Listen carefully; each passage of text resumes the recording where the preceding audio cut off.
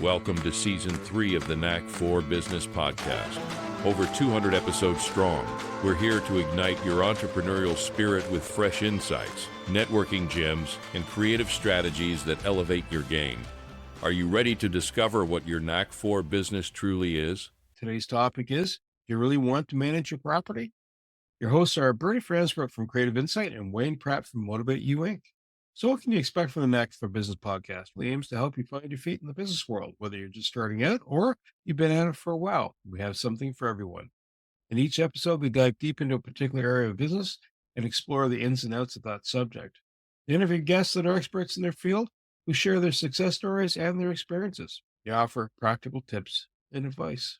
Our guest today is Ruddy Daniels from Peartree Property Management. Ruddy is a seasoned business development professional with a rich background in both sales and real estate. A fourth-degree black belt in Taekwondo, he founded several branch schools under Grandmaster Tai Lee's program, with a successful stint at American Express Canada, where he earned a Sales Excellence Award and experience working at the Ottawa Business Journal. Ruddy later launched Main Street Magazine's Ottawa, an online magazine that helped grow business networks.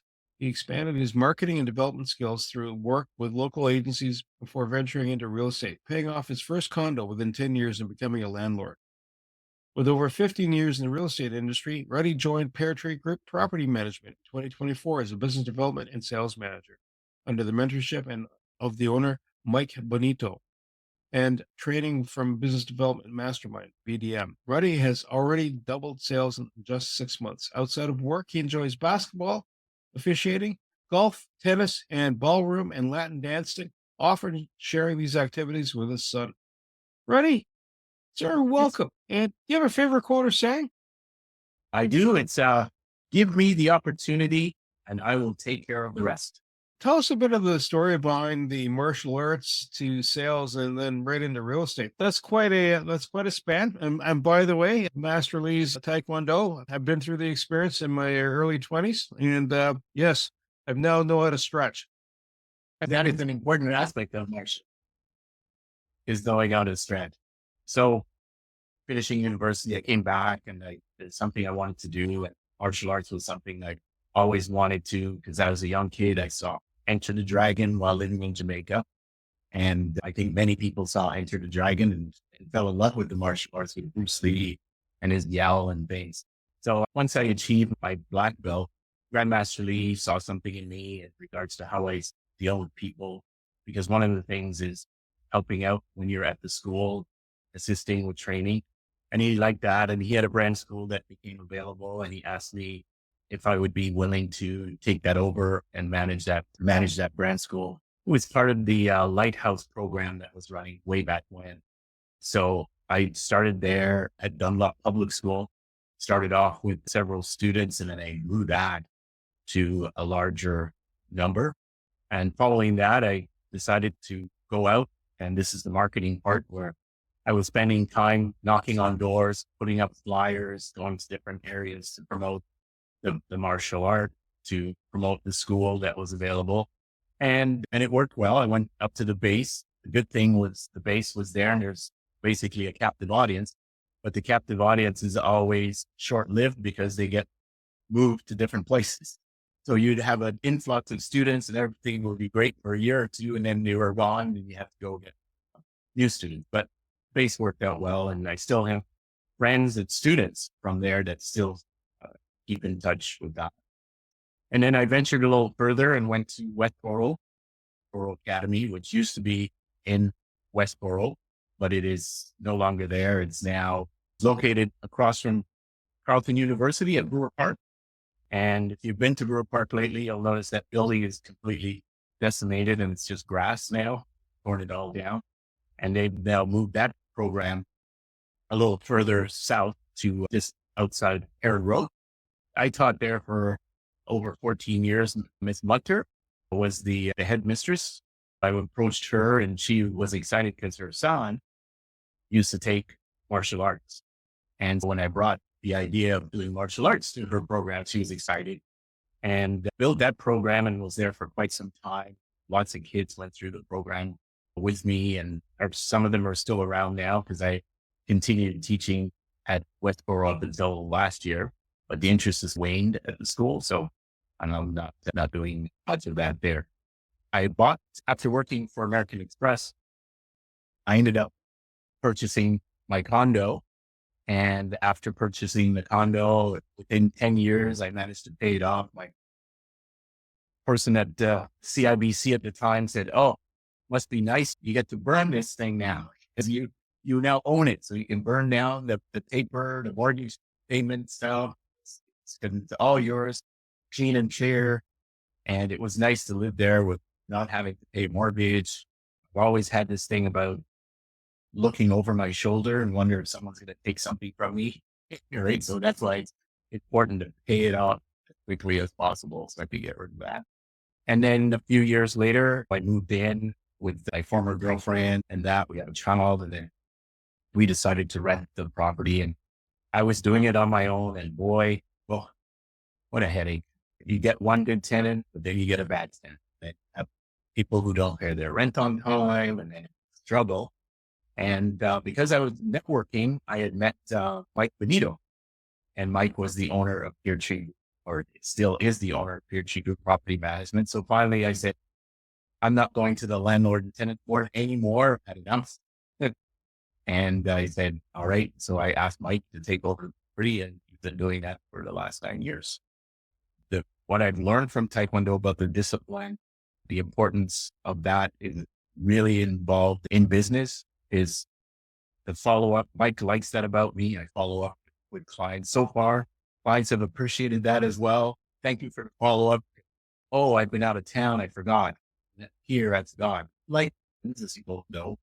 So it's nice when you follow up and you do it in a polite and respectful way, that it's not, oh my God, not this guy again. And it's actually funny. Sometimes I say, oh yeah, I know it's me again. And they get a sense that your aspect of, okay, he knows he might be a little annoying, but he's not. So it feels good when they go, I'm so glad you followed up and reminded me this is still important to us. It's just lots of things going on. So I feel that the discipline from the Taekwondo really helped with the transitioning into the business aspect. As I worked in Taekwondo, doing the marketing and building the program was good. I also expanded to Mackey House, which was another location in Crystal Beach that I taught at and trained at. And so it was good. It was popular, and it helped for me to go out and be entrepreneurial and stuff.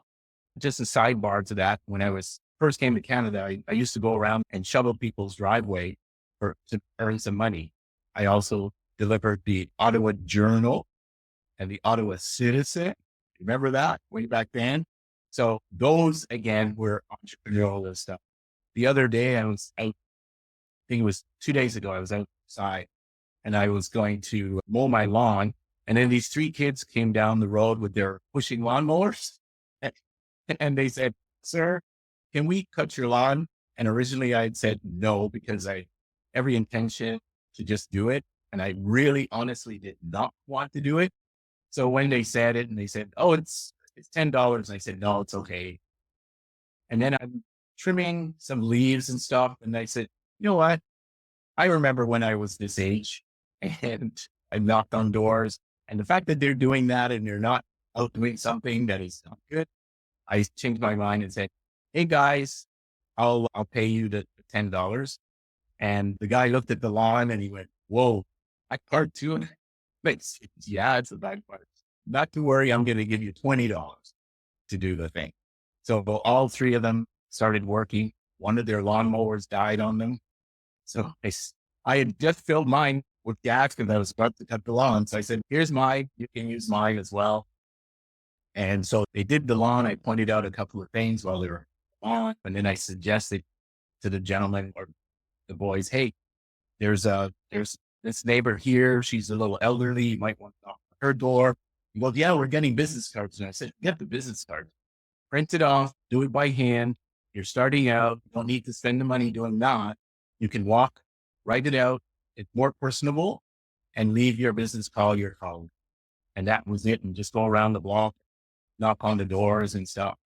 Then when I went to pay them, I said, okay, here's the $20. I made sure all 3 of them saw that I was giving them $20. So if it disappeared, they all were witness that, hey, he paid you your $20. Anyways, it was great. It worked out really well. They did a fine job on the lawn. And I said, hey, for winter, maybe if you're free, you guys want to consider doing some shoveling, that sort of stuff. But again, just helping the young people go that are trying to do something and to learn and not sitting around doing nothing or playing on their iPads. Everybody does these days. Their phone is attached in their faces. Even crossing the street is becoming a danger. Because they're constantly doing this while they walk and type. But it was great. And I find that sort of stuff was me paying a little bit forward. And yeah, so that's how I really got from doing the martial arts and manage and doing the marketing and understanding and building relationships with people like yourself, Bernie, with for a while, and others in the networking world connected with. And it's been helpful to them. It's been helpful to me. And it's nice to know that if you pick up the phone, call someone, they don't go, oh, it's that Ruddy guy, and they hang up or they ignore it. That they actually pick up the phone and say, hey, nice to hear from you, Red. How's it going? That sort of stuff. It's cool. There's a lot of property management companies out there. Can you tell me what differentiates Peartree? One of the things that differentiates Peartree is the fact that Mike Benito has been around for over 5 years. He's been managing this. We manage about 180 doors, and he has done this from the ground up. So he started off by himself, building, adding, and so forth, taking many courses, learning about how to manage, had his pitfalls, his ups and downs, things. But the two key things is, one, our commitment to our owners. It is really important to make that commitment to your owners that you're actually there to manage and maintain their property and to take the best care of it as we can.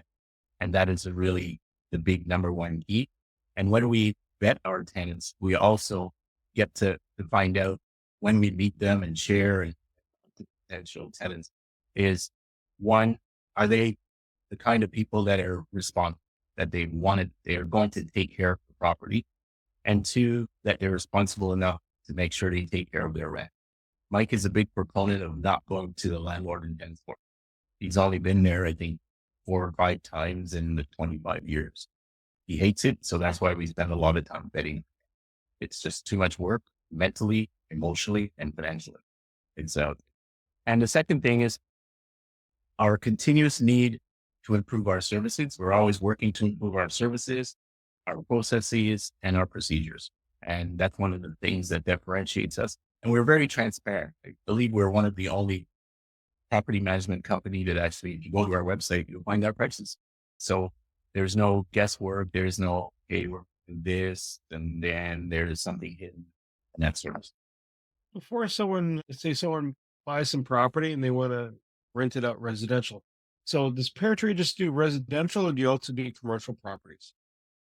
We mostly do residential. We do some commercial or mixed properties. So they have a storefront underneath, and then they have residential above. We do stuff like that, but it's not our main goal. We will do triplexes and that up to 40 doors that we manage at any one time in regards to people coming through. But commercial part is minor. The residential part is the major.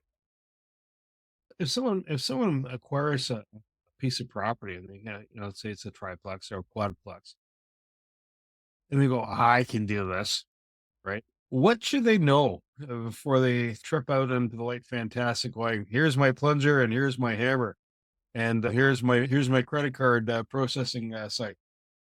What do they have to understand? It's funny. I was speaking with a realtor the other day, last week, actually, and someone who I've known for a while. We just reconnected and we were chatting about certain things. And he feels that the number one thing that owners need to know is to pick up the Landlord and Tenants Board Act and read it. That's the biggest thing. He says, and he just said it, they really have to do this because that's where a lot of issues occur. That's where a lot of problems arise, is them not understanding that.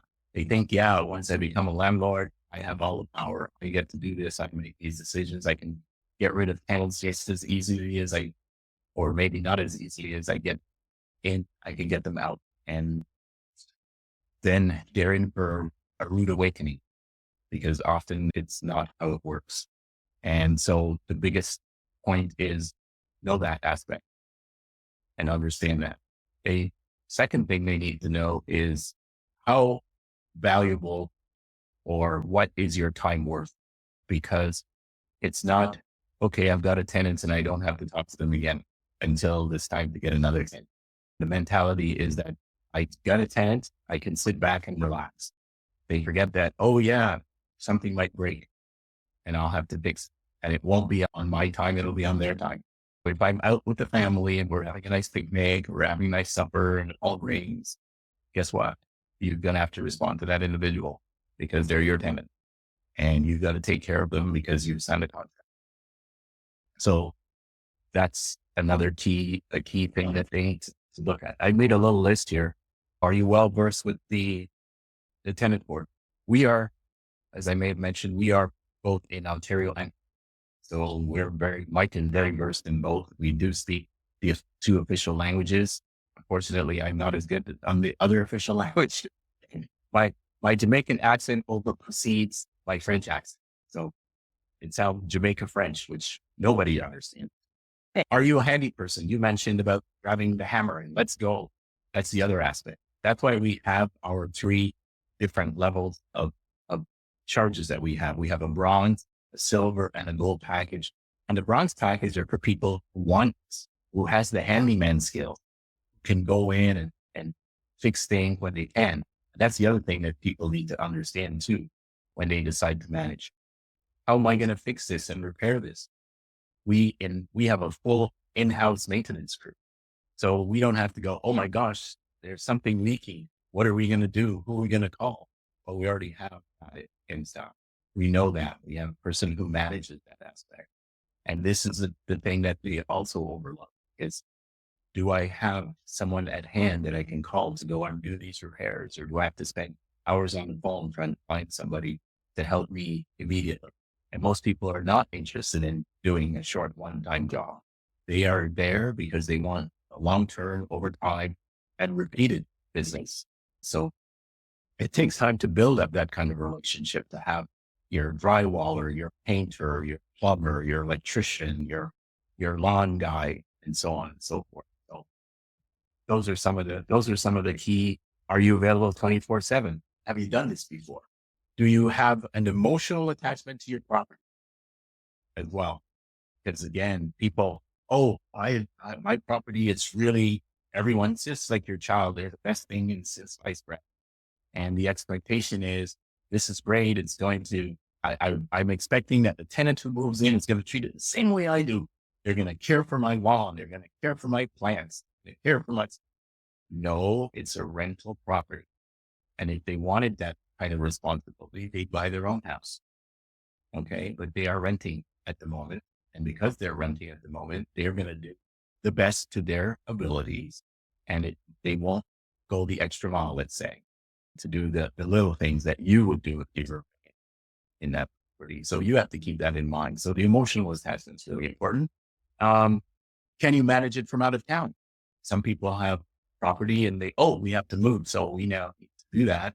But how are we going to do this? We're going to get our friend to do it. Oh, that's just great.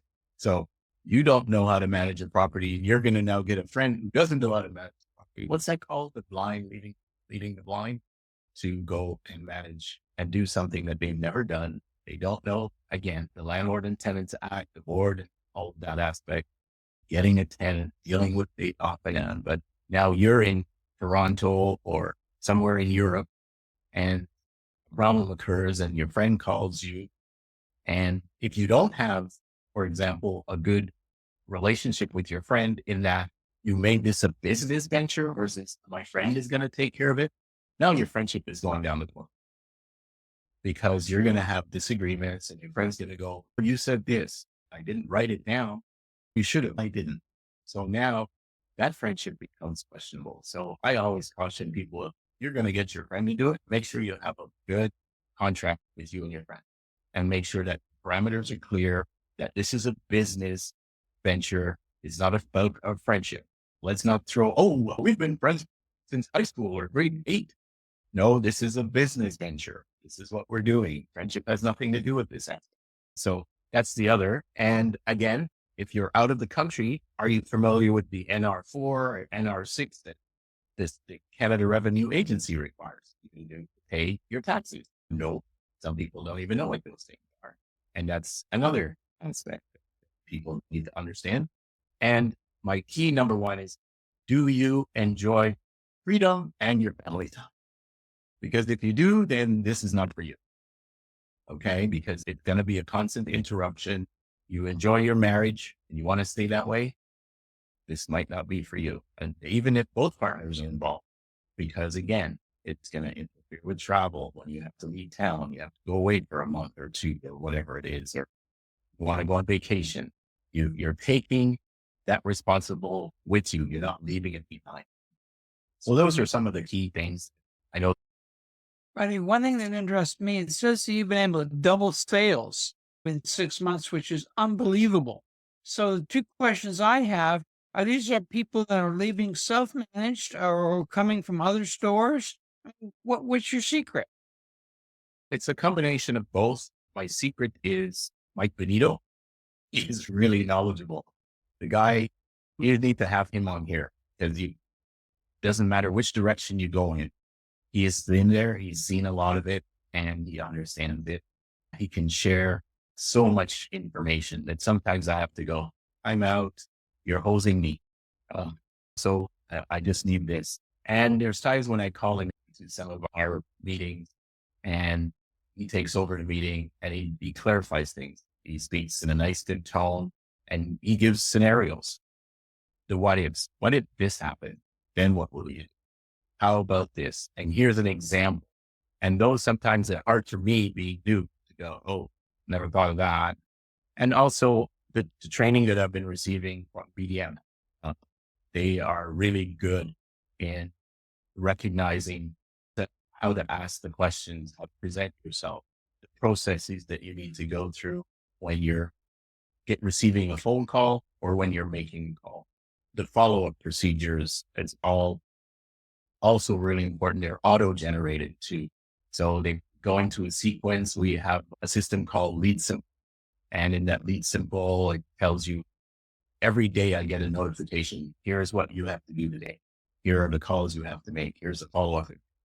If I miss those and they go the next day, they say past due and it comes up in red that I have to get caught up on. There's ways for me to reach out to real estate people, to others who are involved in property management or ownership and speak to them. So that's what's helped me to get that. And I've gotten some good feedback, people who said, as I mentioned earlier, that I am consistent in following up. And that's the difference. I believe that some people don't do the follow-up. The Lead Simple forces that for you to do every single day. Can't miss it. It pops in at 5:30 a.m. and it tells you, here's the people, here are what you need to do today. That's on your agenda. And you have to go through and read them and start making the phone call. They'll tell you what to do. You're either sending an email or you're making a phone call.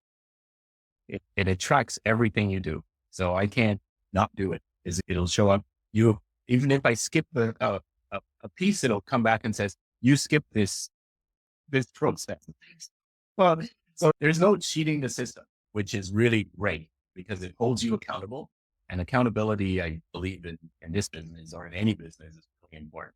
When I make a mistake or mess up or I forget something or I didn't do or I get sidetracked, or in the case recently, one of our employees was diagnosed with type 1 diabetes. So he has to go to the hospital. So I then had to jump into doing completely something that has nothing to do with me. I'm marketing, sales, and business development. Now I was responsible for showing. I was responsible for going and do showings with people. I was responsible for following up the showing. I was responsible for going in and taking photos, pre-post, and then post-leaving. And I'm going, I didn't sign up for this. But I wanted to be able to help Mike.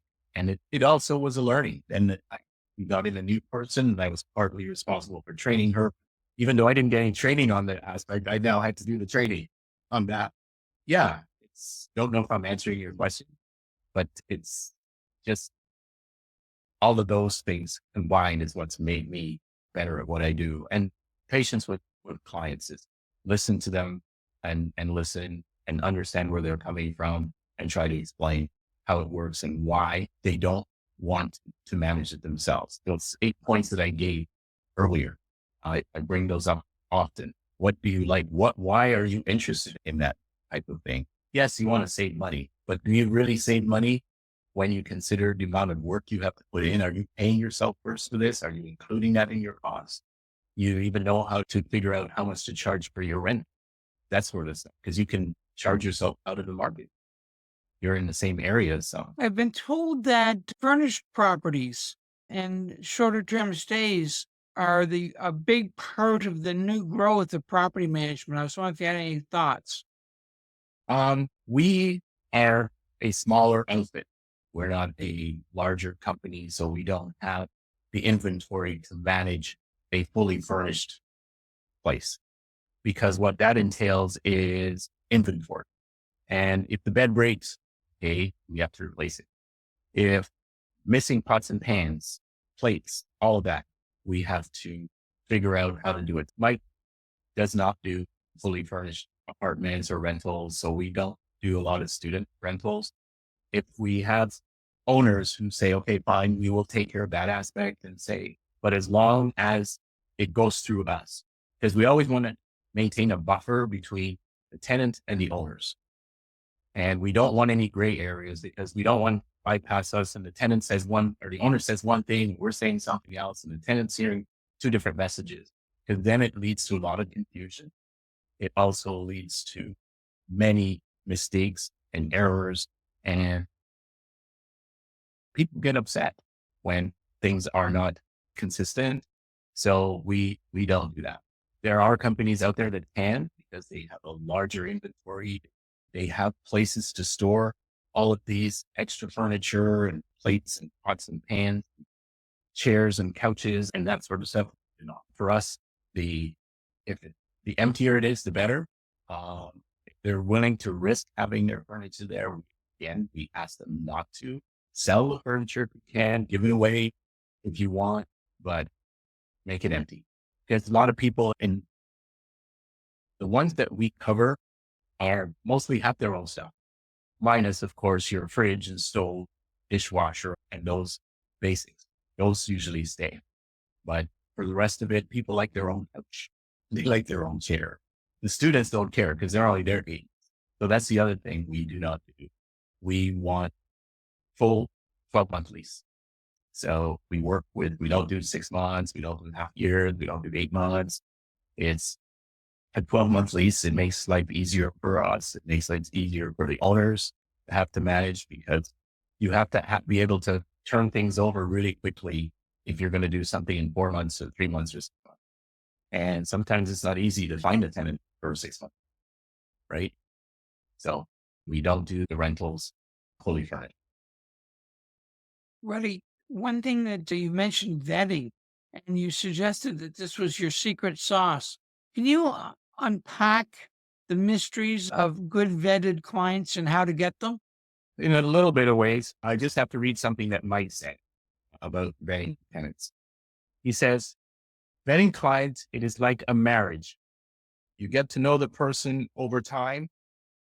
It's easy to get into, but it's difficult to get out of. Okay. So it's the same thing when it comes to getting and vetting tenants. We take 3 to 5 business days, and we have a person who specifically works on vetting the tenants. Tenants will say a lot of things.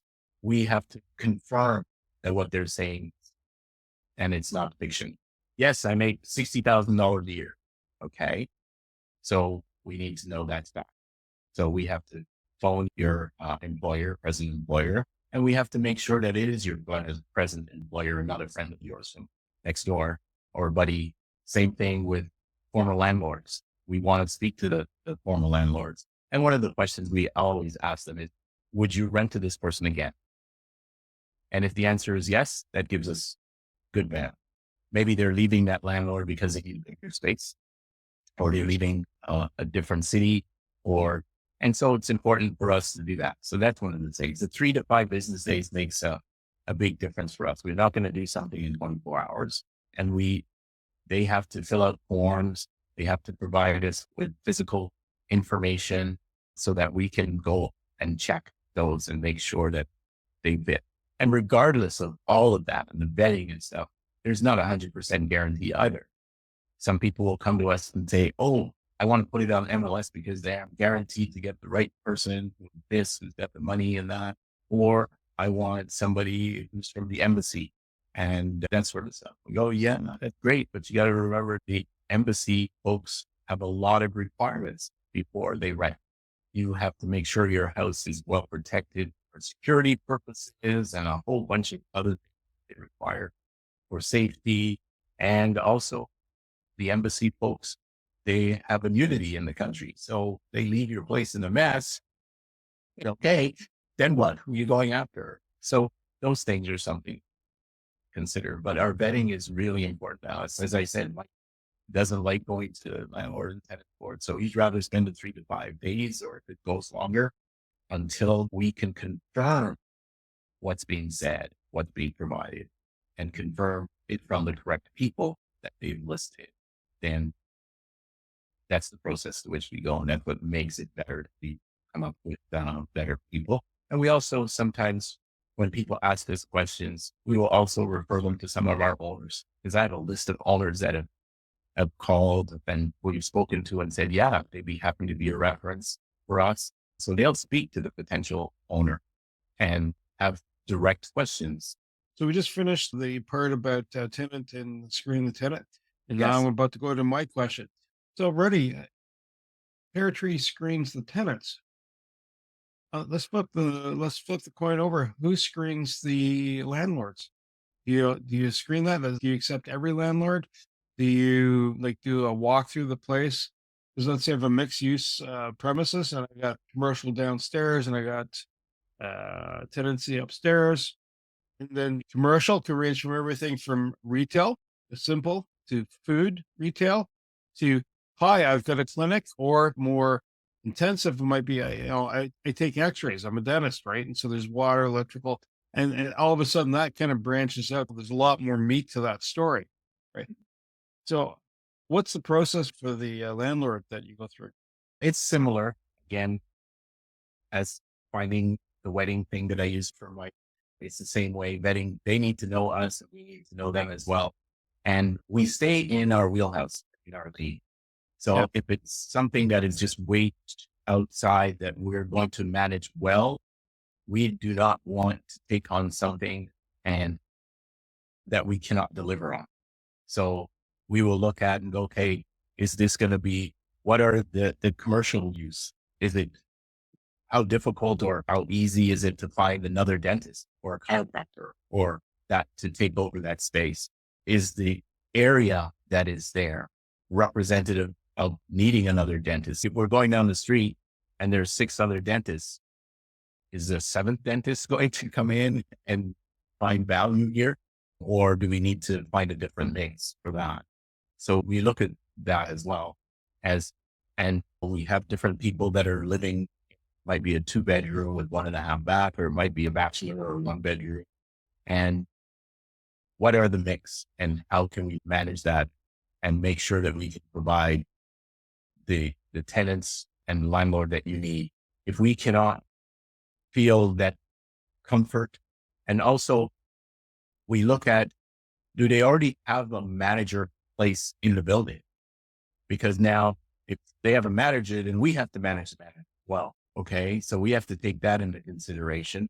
And how much pushback are we going to get? Some people don't want to be managed. They want full autonomy and say, I don't want to report to you. I just want to talk to the owners. We can't have that. If the owners are bringing us in, it's so that they don't have to deal with the same. Okay. So if they don't want to deal with this, then that means they don't want the phone call to come from you. They want it to come from us. You need to go through us. And so it's important that relationship is cleared up to minimize, again, any issues. We've also, just like you fired people and employees, we've fired potential owners as well. Because if the landlord expectation of their tenant is way up here and their expectation of themselves is down here, then we can't have that. And we had a tenant, a landlord like that, where they wanted somebody to have a really high rating. So you have to have a 700 rating. And we said, you're looking for someone with a 700 rating. Those people buy houses. They don't rent. Okay. So it's important to understand that they're not going to rent from you. Number one.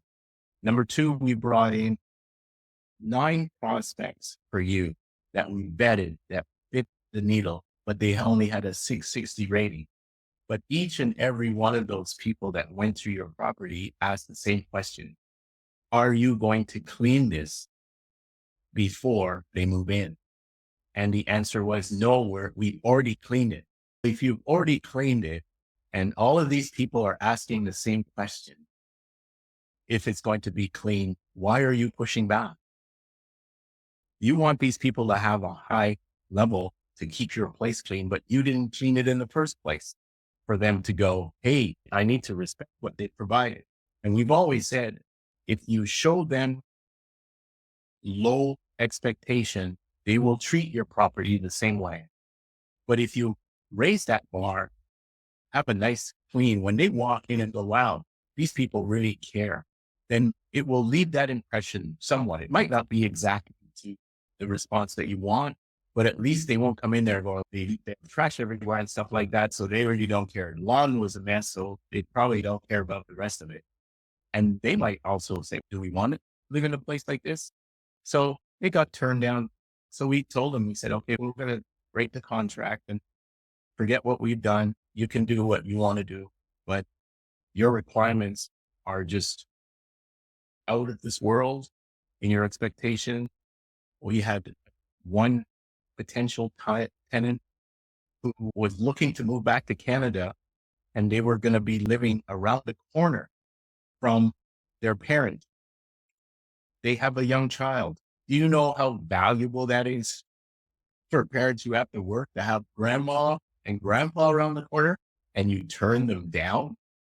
Seriously? So once we vet our tenants and the owners, the owners make the final decision. If they like them and that, within reason, we hope. We, again, have myself, when I sign them up, have to make sure that I manage their expectations of what they're like. All right. So if they're living really far out, I have to remind them, okay, you're going to be looking, might take you a little bit longer, number one. Number two, there are no bus services out here. So it means that whoever lives out there has to have vehicles. People who have fully furnished places, we turn down those because we don't have the inventory. So that's the other aspect of saying no to an owner. And when we're really busy, because the summer season is the busy season too, just doing a lease up, which is just to rent, just finding them a tenant and they're going to manage it on their own. We will defer that because we would rather manage. There's some people that have come to us that has been managing their property, or they've had somebody find them a tenant for years. And then suddenly the person decides that they don't want to do it anymore. Usually when you do a lease up, it's because you want to test the management company to find out if they can find you tenants and stuff. But if you're just repeatedly using them for that, after a while, they go, okay, you know what? We're in the management business, and just finding you a tenant is the hardest piece of work. And then now you take out the rest of the services from us. So it doesn't really benefit some of the companies and organizations to only just do at least continually with the same thing. But yes, we do vet them as well, and them vetting us, the comfort zone, the questions they ask, the questions we ask them, what they're looking for.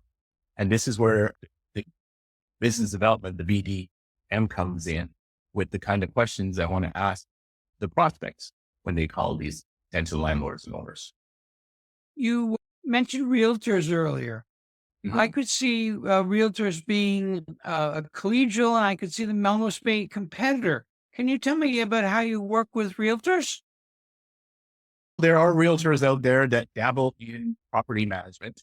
And then there are realtors that recognize that they don't want to dabble in property management.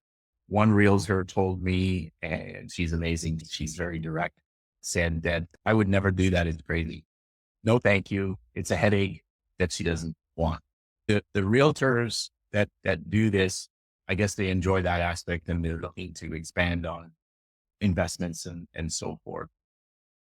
What I find and what some realtors have stated and have told me when I've gone to Oreo, for example, and chatted with people is that they find the tenant and then they can manage the tenant, but their number one priority is not the tenant. Our number one priority is managing the tenant and the property. Because, for example, you're a realtor, you generate more of your income selling and buying. Is that correct? So if you have to find a tenant or if the tenant has a problem, is that your priority to get that resolved? Or especially if someone is calling you about selling their home. So these are the differentiators for us, is that we only manage your property. We're not selling it. We're not buying it. We're not looking to do that. We're looking to find you a good person or persons to reside in your property who is going to take care of your property the best they can and to pay their rent on time. And we are going to manage whatever issues that come up. If the faucet breaks, if the heater is not working properly, if the stove is broken, we're there to fix it. You're not going to be left in the lurch. You're not going to be doing that. And I'm not, as I said, just speaking to some of the realtors, that's their things. I don't have time for this because my real focus is to sell a home. And that requires a lot of work when you have to stage, you have to do all of this. And somebody calls you and said, something is wrong, I need it fixed. And it's 3 days later. I don't know.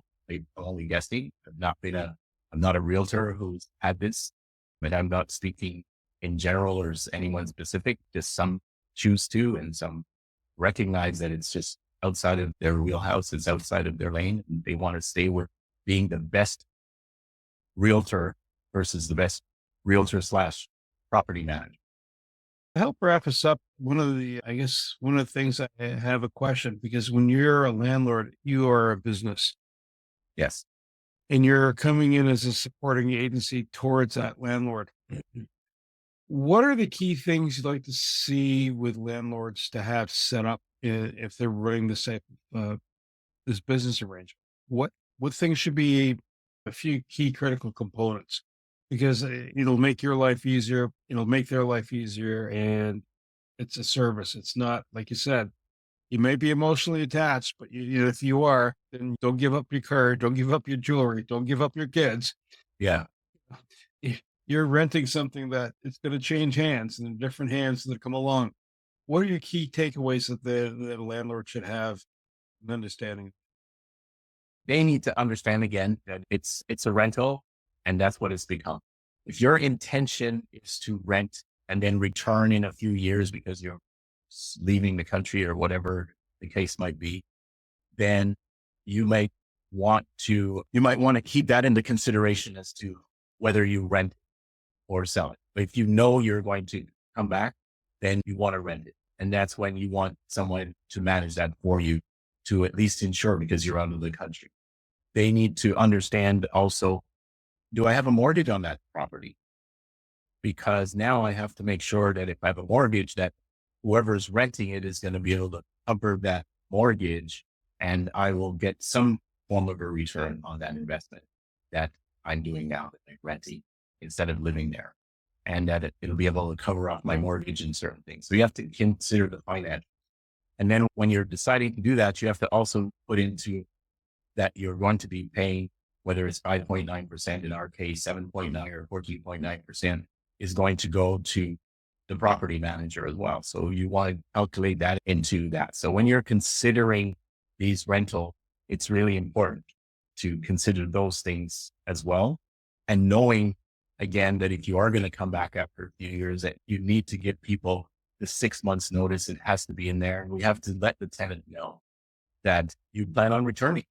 And so that way they don't get too dug into the house because sometimes that creates problems. That person is really happy with where they're living now. Now you're dealing with that. But if we put that expectation up front, let people know they're going to come back, they're going to want to move into their property, then we put that expectation. But the owner needs to understand that. They need to understand the cost involved in having a property manager, what they want to do with the property, how they want to, and that they can live with minor damages and things that can be repaired. And if they can do that and they can be comfortable with that, then it's great. Also, it's important for them to recognize too that because there are accidental landlords, right? Family member passes away and then, oh my gosh, now we have a property and what are we going to do with it? And that brings a whole bunch of other issues in there too. Because if you have siblings, one sibling wants to sell, the other sibling wants to hold on to the property. Now you either have to decide, oh, I need to buy my sibling out and then I'm going to rent it, or we're going to sell it and spend the money. If it's an individual one and it's just you, then you can decide, okay, I can sell it now and I can make X number of dollars, or I can rent it because it's always going to appreciate in value. It's not like a car you buy and then you drive it off the lot and it's worth less than 5 minutes ago. But your house over time is also going to appreciate too. So when people are battling between, do I sell or do I rent? Always make that suggestion. This is going to, next year, it'll be worth more than it is this year. And the market is going to go up. It's seldom going to be dropping in the up. I know it's something really weird, but it's most likely going to go in the trajectory than it is downward. So you might get that lump sum now, but you could also benefit from profiting off it over time. And then when you get tired of having to manage or someone managing it and you go, okay, we're done. We want to retire into wherever, let's sell it. And it would be, you've generated some money over the years. You're going to make some more and now you can let it go. How big a catchment area do you work in? What is the area that Peartree serves? Peartree is in Elmer, Gatineau, and Hull. So we're in that area. We're usually go about 45 minutes outside of our office. Then in the Ontario side, we are in Ottawa, of course. We go to Kempville. We have some property in Far. So if you know anybody up there, what's the rent? So Kempville, then we're in Arnprior and Almont, and we actually go out to Cornwall, and we're looking at some other areas, but those are generally the places that we are in the region. And how do we get a hold of you? You get a hold of us. We're at www.peartreegroup.ca, where you can find us, and our website is right there. You can reach me. I use my full name instead of Ruddy. Mike says, oh, your full name sounds so nice. Rudsworth. So my full name, it's Rudsworth. RUDSWORTH.Daniels@peartreegroup.ca. And then when people call me and I tell them my name, I'll say it's Ruddy. I get another conversation about, oh, where did that come from? And why do you use that and stuff? And I often have to say, and you've heard this before, Bernie, me introducing myself with Ruddy, Buddy with an R, because people often will call me Rudy because they drop one of the T's. So it's a conversation piece. It makes it fun to go through that. I actually have a client now that just called me Ruds, which I'm going, oh, that's interesting because only my dad and mom used to call me. But that's where you can find us. And we have everything online. We're full service, meaning that we have an in-house maintenance crew. Take care of everything in-house. Are you on LinkedIn? I am on LinkedIn. We're on Facebook and we have Instagram as well. These are something that I'm pushing. Mike is not a fan of social media, but I said, hey, Mike, it's not about you. It's about the Peartree Group. And he now understands that. And that's also part of the reason we expanded, because now I am on LinkedIn and I post when we have new rentals going up. I post little insights about property management and how to do things, what to do, what not to do, little things that helps. It frequently asked questions is all up on our Facebook and LinkedIn. Because whatever I do on Facebook, I put it on LinkedIn as well. I want to say thank you to you, Ruddy Daniels, my co-host Wayne Pratt, and the Knack for Business listeners. Really appreciate your time today. If you are a landlord and you're looking to set yourself up for success because you're running a business, whether you're incorporated or not, you're going to need that support. If you've got a handy hand, that's wonderful. If you're not, then the door to knock on is Ruddy's door. And Yes. in fact, even getting clients is a key component because that's how you're going to make your money. To reach us is at info@creativeinsight.com. That's info at KREATIVINSIGHT.com or Creative Insight, or our website's creativeinsight.com. Wayne, how can folks reach you, sir? Best way is my website, motivateyou.ca. MOTIVE, the numeral 8, the letter U.ca. If you would like to be a guest on this podcast and share your knowledge, let us know. We would also appreciate your feedback on the content or format. Check the show notes for more details. For these podcasts, we like to acknowledge the support and thanks to the following people: Carl Richards from Podcast Solutions Made Simple, a renowned podcast expert; Fred Crouch, who is the Property Wizard podcaster, where Bernie is a co-host; Jovan Strika from At Hive, a co-working space that is more than just a space; then Melanie Weber, Bernie's invaluable business partner; and Wayne Pratt from Motivate You Inc., who serves as both a coach and co-host of these podcasts. Disclaimer: please note that the Knack 4 Business podcast episodes are meant solely for educational and general informational purposes. The information and opinions contained within are not intended to be professional advice on any subject matter. The thoughts, views, and opinions expressed by the participants are their own personal beliefs and do not represent the views of the podcast hosts or any affiliated organizations. It is important to note that this podcast is not a replacement for consulting with certified experts in your area who possess knowledge of your unique situation. The hosts of the podcast, along with any participants or affiliated groups, do not take responsibility for any actions taken or not taken based on the information presented in this episode.